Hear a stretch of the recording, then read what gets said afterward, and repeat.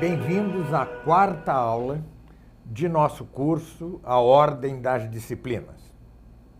Como anunciado, tratarei aqui a física geral e suas partes subjetivas, ou seja, a cosmologia, a química, a biologia e a psicologia.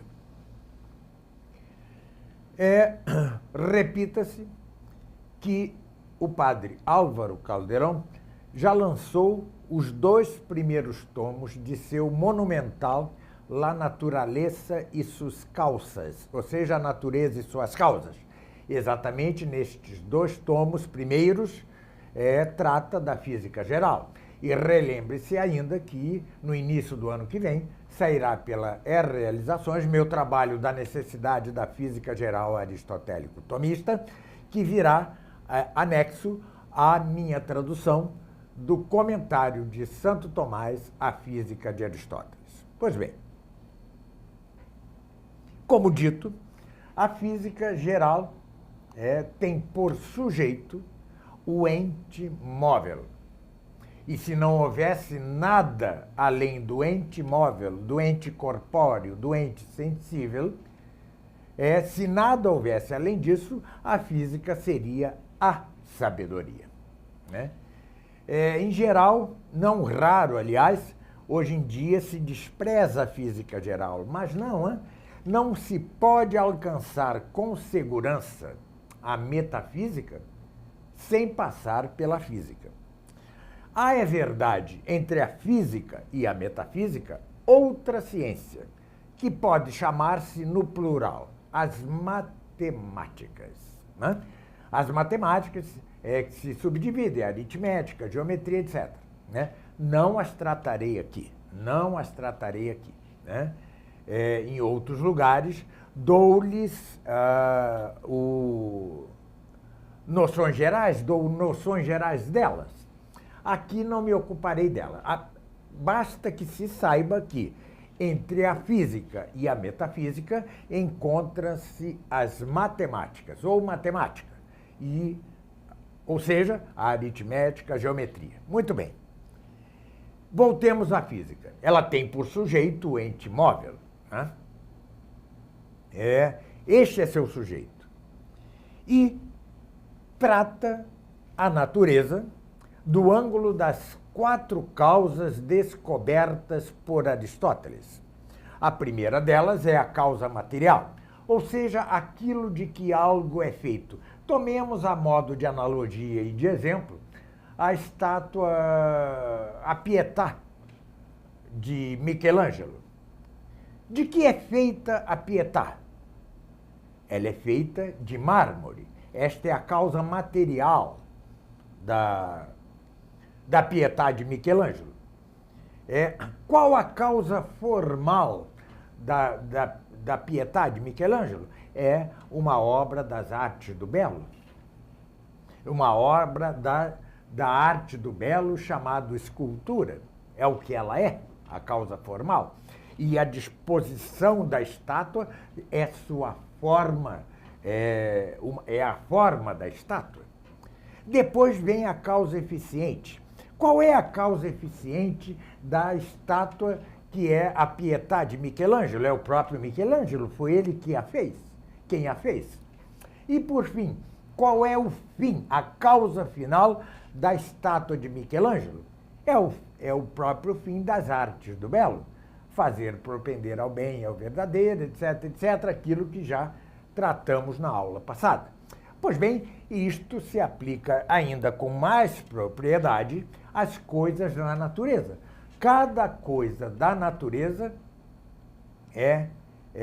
tem 4 causas. A causa material, repita-se, que é aquilo de que algo é feito. A causa formal, que é aquilo que a coisa é. A causa eficiente, aquilo pelo qual a coisa é feita. E a causa final, aquilo para o qual a coisa é feita. O padre Calderón esgota o assunto de maneira admirável, né? Já meu livro, que sairá pela Realizações, trata a coisa do ângulo da necessidade de mantermos o essencial, grande parte da física geral, tal como a recebemos de Aristóteles e do comentário de Santo Tomás a esta obra magnífica de Aristóteles. E isto não caducou, ou seja, não ficou ultrapassado, não foi ultrapassado pelas chamadas ciências modernas. Já o veremos. Né? Mas, assim como a lógica existe, a lógica estricto sensu, e ela se divide em partes potenciais, a física geral, por sua vez, se divide em partes subjetivas, como se foram espécies de um gênero. Assim como cisne, cavalo, macaco, homem são espécies do gênero animal. Que partes subjetivas são estas? Uma, a que tem por sujeito o ente móvel segundo movimento local. Segundo movimento local. Isto aqui, ó, é a cosmologia. E foi esta a que caducou, ou seja, a cosmologia aristotélico-tomista, como, aliás, toda a cosmologia antiga, a que caducou completamente. Voltarei a este assunto detidamente na segunda parte da aula. A segunda das partes subjetivas é a química, pode chamar-se química, a que trata o ente móvel segundo a geração e a corrupção. A terceira parte subjetiva é a biologia, que trata o ente móvel segundo aumento e diminuição. E a quarta é a psicologia, que trata o ente móvel segundo alteração, segundo as qualidades. Pois bem, também na física, na química aristotélico-tomista, muita coisa caducou. Voltarei a isto. A biologia, há que aprofundar algo. A psicologia está praticamente intacta, né? Veja-se o livro De Anima, sobre a alma, de Aristóteles, veja-se o magnífico comentário de Santo Tomás a ele, veja-se toda a obra sobre a alma, vastíssimas obras, muitas obras, numerosíssimas obras de Santo Tomás sobre a alma humana. Tudo isto está, em grande parte, grandemente intacto. Claro, há falhas quanto, por exemplo, ao momento da infusão da alma no embrião humano. Já voltarei a falar disso. Pois bem, o que importa neste primeiro momento da aula é, primeiro, indicar que há a física geral, que antecede a todas as suas partes subjetivas, e que a física geral aristotélico-tomista está grandemente intacta. Aliás, o mesmo Santo Tomás já fez os reparos necessários à física geral aristotélica, a seu livro A Física de Aristóteles. Que as partes subjetivas das partes subjetivas, a cosmologia aristotélico-tomista, que tem por sujeito o ente móvel segundo o movimento local, caducou grandemente, quase totalmente. A química caducou em parte, a ciência que tem por sujeito o ente móvel segundo a geração e a corrupção.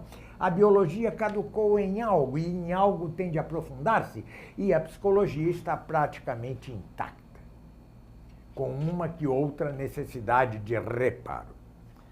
Pois bem, aproveite-se o ensejo desta aula para tratar um assunto da maior importância, de capital importância, a ciência moderna à luz do tomismo.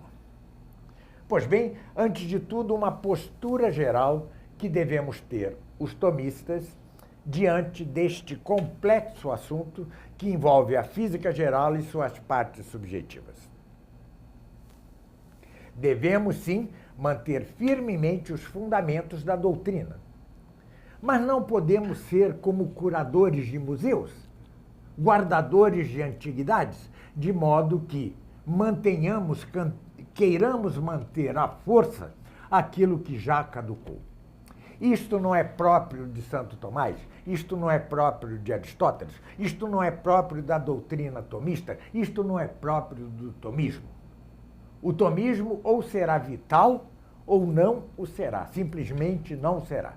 Será como uma espécie de museu que guarda antiguidades e nada mais distante do espírito destes dois gigantes máximos da inteligência humana, que são Aristóteles e Tomás de Aquino.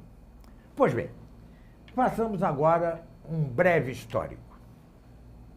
A filosofia começa com os físicos jônios. Então, a filosofia começa com a física.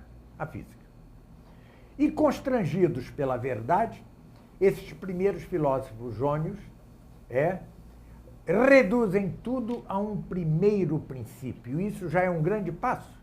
Tudo se reduz a um primeiro princípio. Mas, em suas limitações, os filósofos jônios ou naturalistas ou físicos descobrem, ainda que imperfeitamente, a causa material.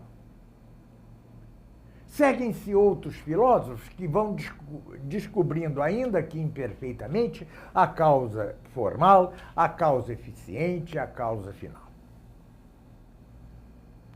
Chega, porém, Aristóteles e descobre-as, as quatro causas, mas a doutrina do ato e da potência de modo cabal, perfeito, insuperável.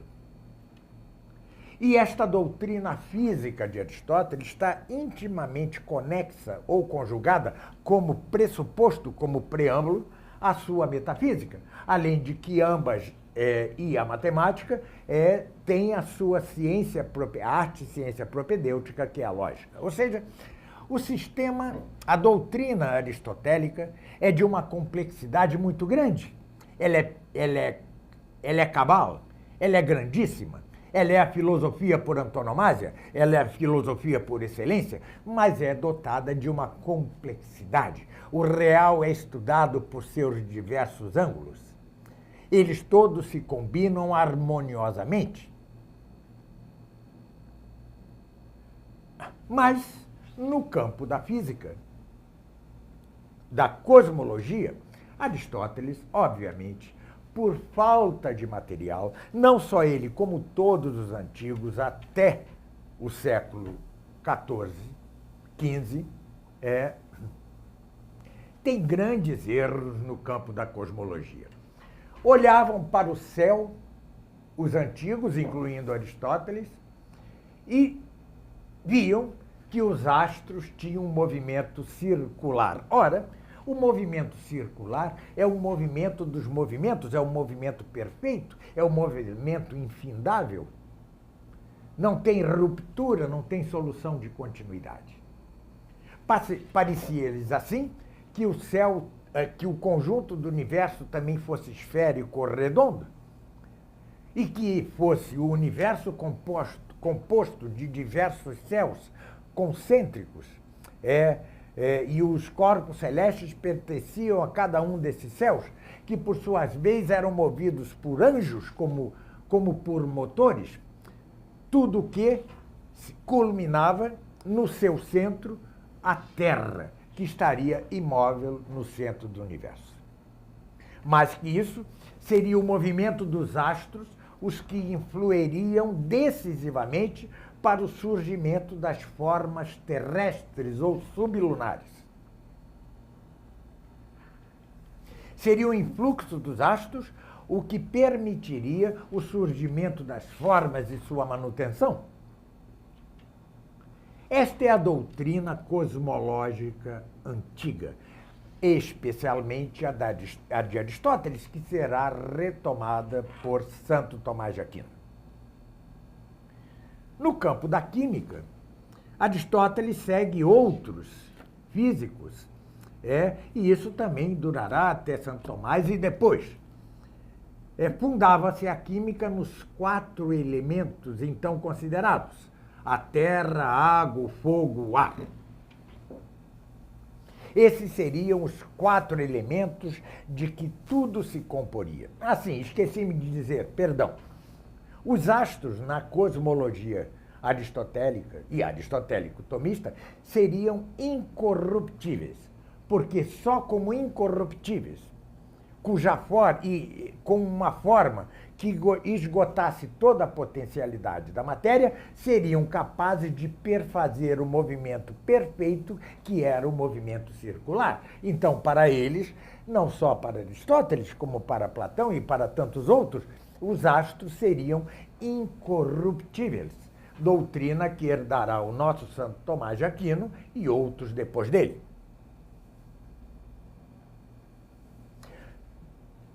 Na química, volta-se a falar nos 4 elementos: água, terra, fogo e ar. Isto é herdado de Aristóteles, que, no entanto, sistematiza. Quanto à infusão da alma, né? Para Aristóteles, a alma não era infundida no ser humano no momento mesmo da concepção. Digo esses pontos como os pontos débeis da doutrina aristotélico-tomista. De algum modo, reparando-os aqui ou ali, emendando-os aqui ou ali, o repetirá o nosso Santo Tomás de Aquino. Pois bem, passa-se o tempo, morre Aristóteles, e a filosofia grega entra em profunda decadência. Não só as escolas de Platão e Aristóteles entram elas mesmas em decadência, senão que se deixam influenciar pelos estoicos, pelo estoicismo, que é, de certo modo, um grande retrocesso, porque implica um retrocesso a certo materialismo, a certo panteísmo materialista.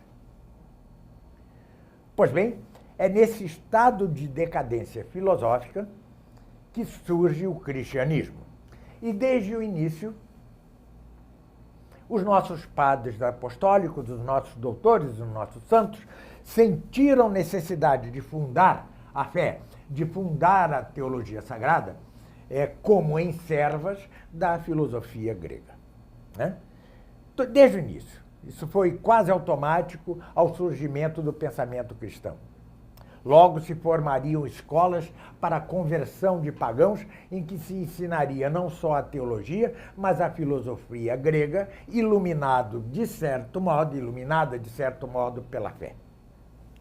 Mas os nossos grandes padres apostólicos, os nossos doutores patrísticos, eles não conheciam a doutrina aristotélica. Muito pouco.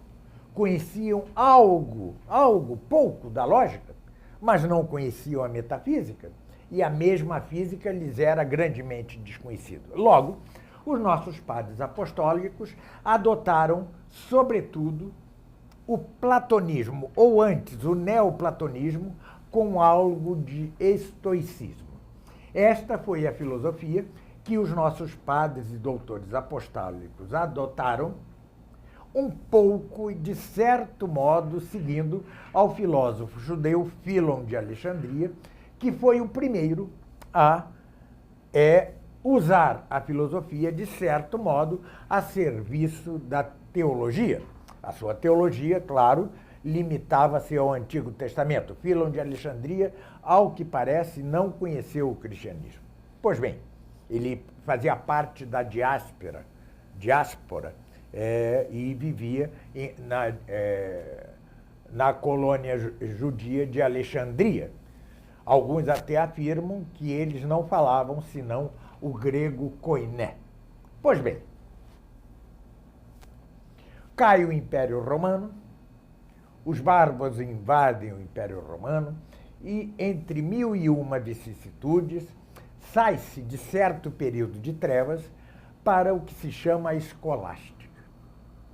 A primeira escolástica, ainda de certo modo, segue os passos dos nossos padres ou doutores apostólicos, patrísticos, né?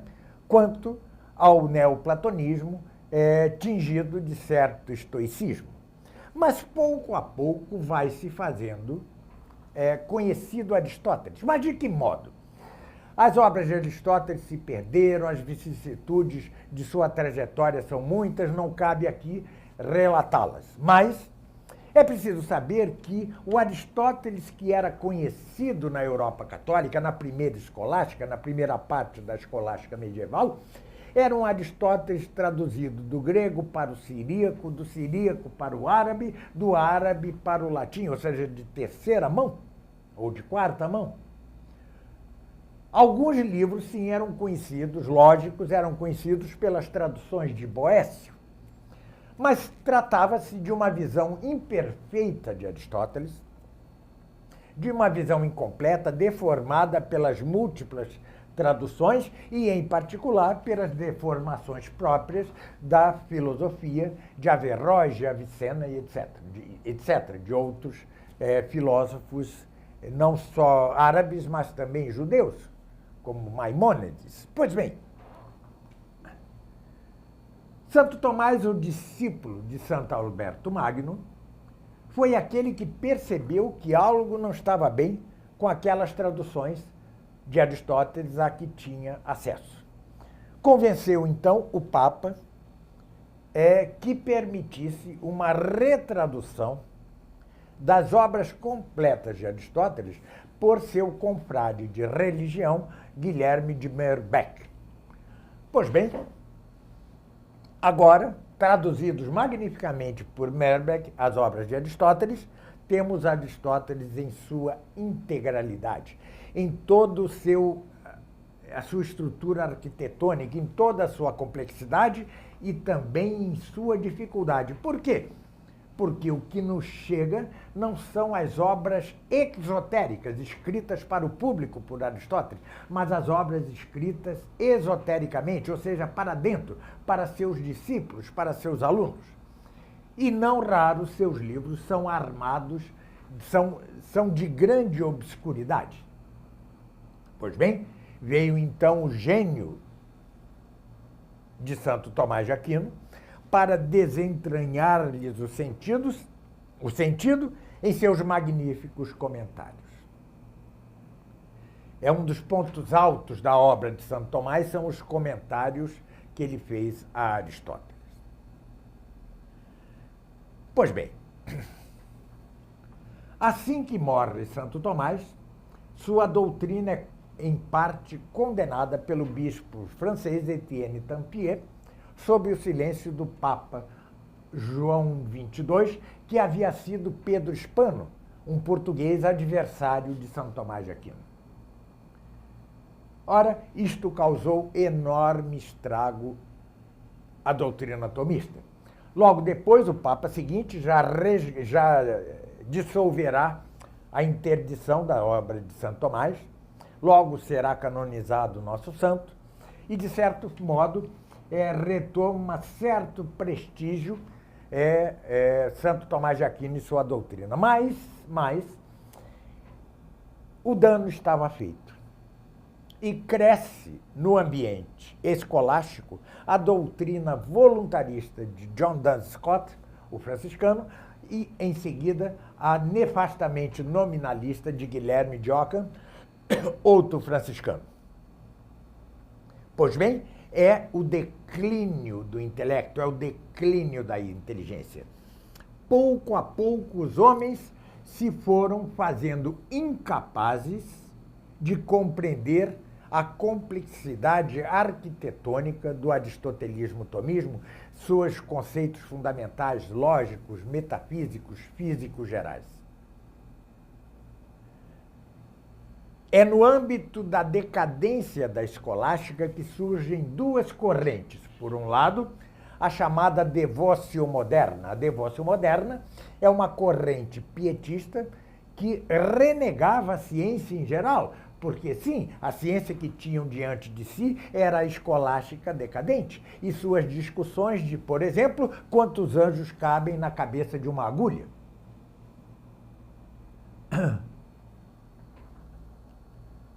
Da devócio moderna sairá algo bom, com certos defeitos, como a imitação de Cristo, do Kempis, e sairá Martinho Lutero.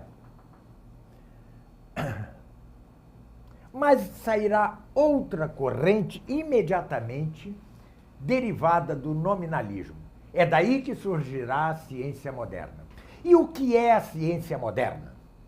A ciência moderna é aquela que, sem compreender a doutrina das quatro causas, a doutrina metafísica e teológica do aristotelismo-tomismo, vai agarrar-se à caducidade, ao que caducou na cosmologia e na química aristotélico-tomista, para negar todo o resto.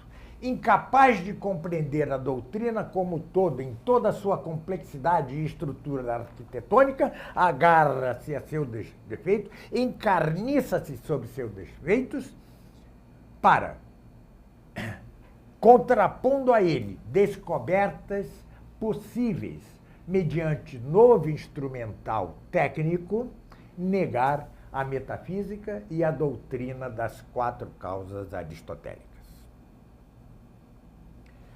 Temos, então, uma sucessão de equívocos.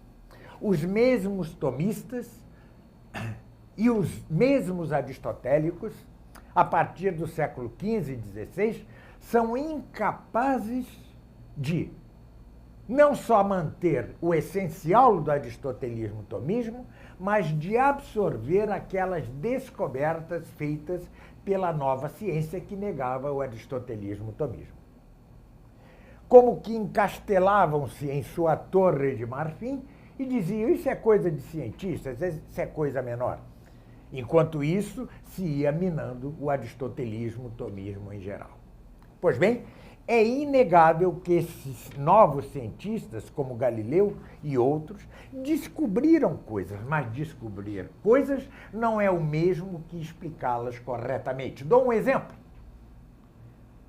Desde milênios que se considera que aquele bichinho que nasce em algumas frutas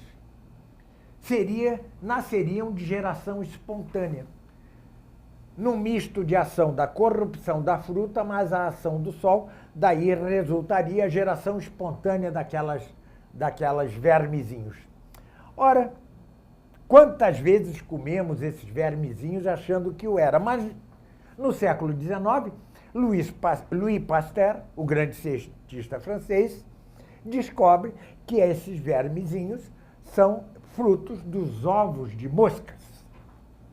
Vejam, durante milênios conheceu-se efetivamente o fato que de dentro de fruta nasciam bichinhos.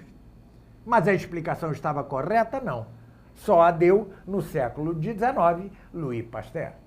Da mesma forma, a ciência moderna descobre coisas, mas as explica erradamente. Então, qual há de ser nossa postura atual diante desse imbróglio, diante de toda esta confusão complexa?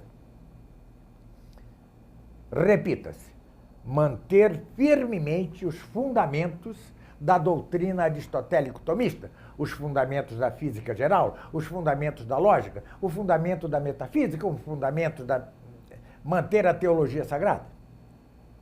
Mas, ao mesmo tempo, tomarmos para nós as descobertas da ciência moderna e dar-lhes a explicação que essas ciências modernas não são capazes de dar. Cito exemplos. Newton. Newton foi um grandíssimo matemático, uma alma gêmea de Euclides. Mas há que corrigir certos conceitos ou definições. Por exemplo, a perpetuidade do movimento inercial. Isto é impossível. A segunda lei da termodinâmica já mostra a impossibilidade de que haja um movimento inercial perpétuo sem uma constante interação com alguma causa. Se se trata da teoria da relatividade de Einstein, já não se trata sequer de preencher fórmulas matemáticas com os devidos conceitos, senão que se trata de suprimir seu mesmo fundamento, ficar com suas descobertas, mas dar-lhe outro fundamento. O fundamento da relatividade é a relatividade do marco de referência, o que faz com que se considere, por exemplo, que se dois objetos que caem caem juntos, eles, no entanto, não cairão juntos dependendo do ângulo do marco de referência ou do observador. Errado. Se dois objetos caem simultaneamente eles sempre cairão. Ou seja, eles caem efetivamente de modo simultâneo, independentemente de como os vejamos cair.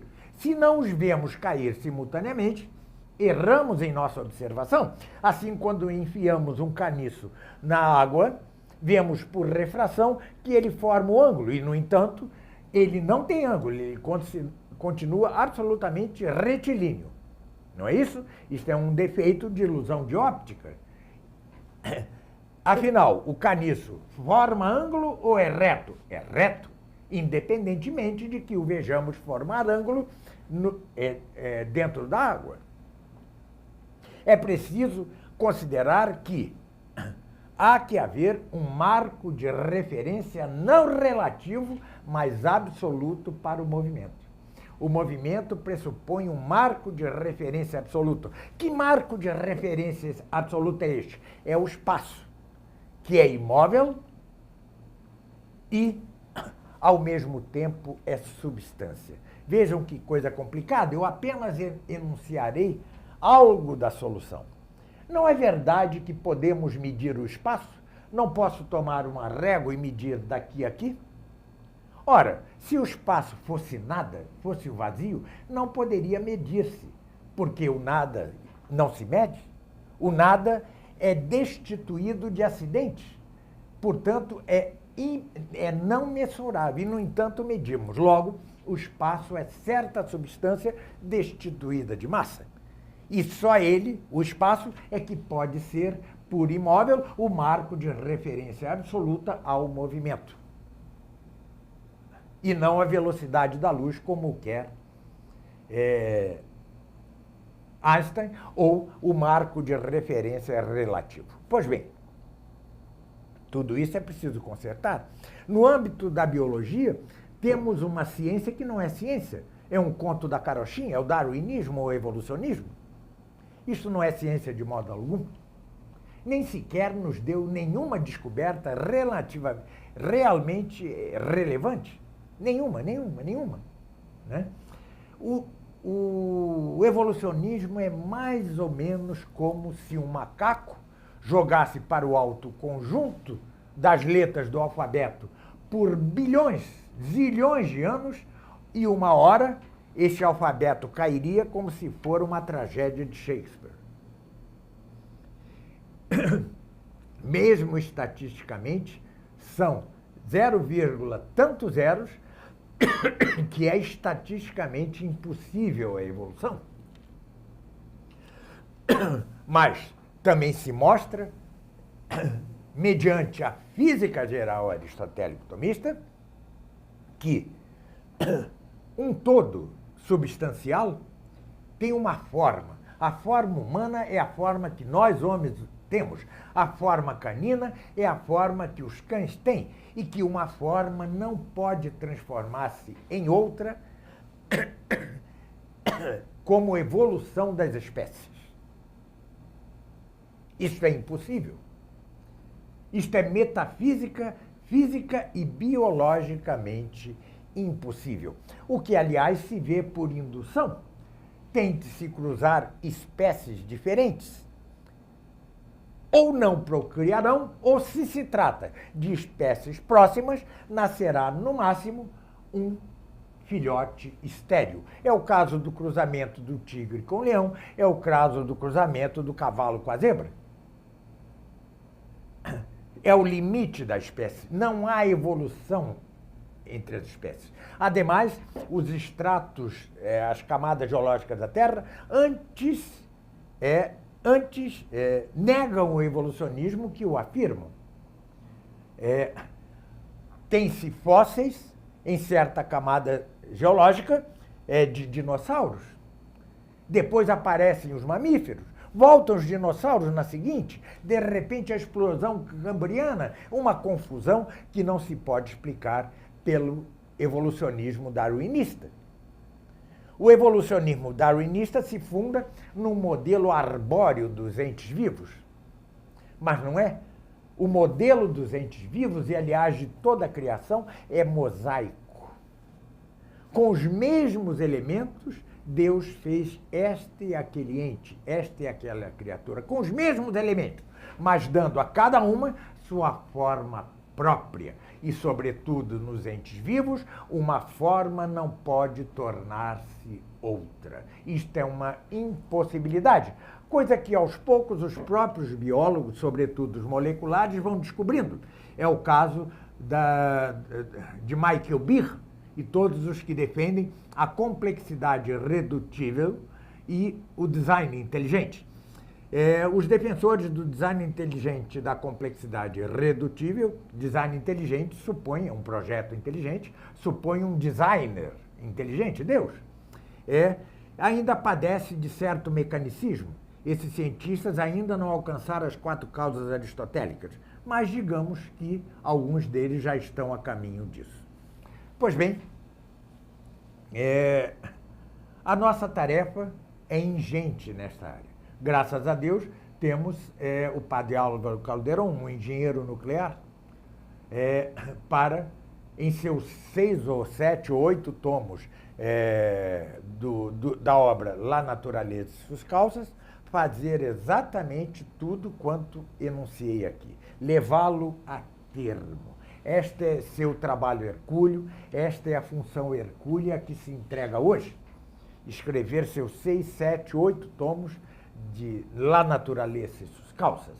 Já entregou os 2 primeiros tomos de Física Geral e agora dará um olhar sobre a cosmologia, um olhar sobre a química, um olhar sobre a biologia, etc. Bom, aliás, diga-se quanto à química, que também os 4 elementos caducaram, né? Hoje sabemos, pela tabela periódica, que se trata de mais de 100 elementos.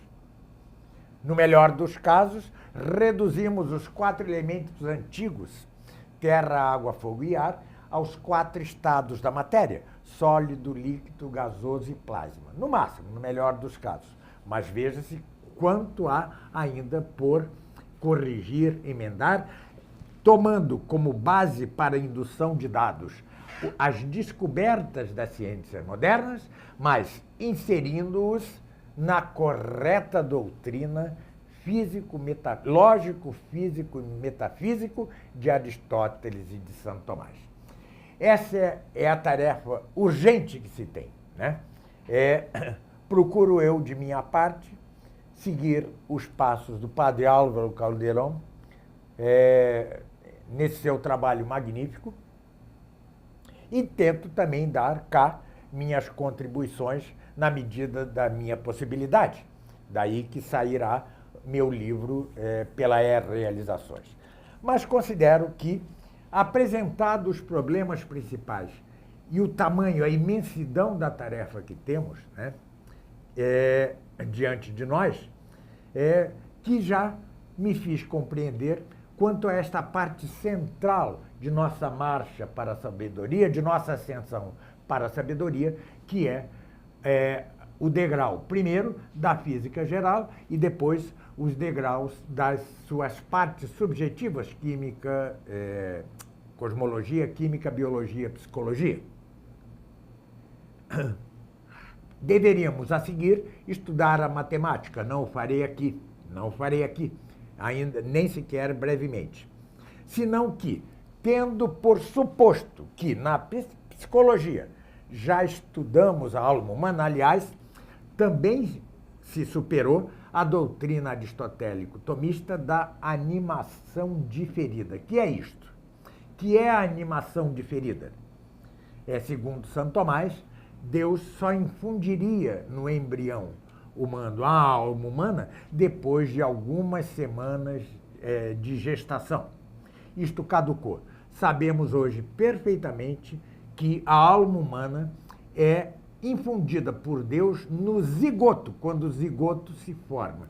Recomendo-lhes, aliás, a leitura do trabalho magnífico do padre Luiz Carlos Lodge, disponível na internet, chamado A Alma do Embrião Humano. Recomendo-lhes efusivamente, porque ali ele mostra cabalmente que a alma é infundida por Deus na hora da formação do zigoto, ou seja, inicialmente, desde o início. Com isso, caduca esta parte da doutrina aristotélico-tomista também. Mas veja, o padre Lodge corrige este ponto da doutrina aristotélico-tomista mediante fundamentos da doutrina mesma aristotélica-tomista. Resume-se assim toda a tarefa que temos quanto a esse conjunto de ciências constituído pela física geral e por suas 4 partes subjetivas. Muito obrigado pela atenção nesta aula. Até a próxima, quando tratarei as artes éticas, as ciências práticas ou éticas, a saber, a ética, a econômica e a política. Muito obrigado pela atenção e até lá.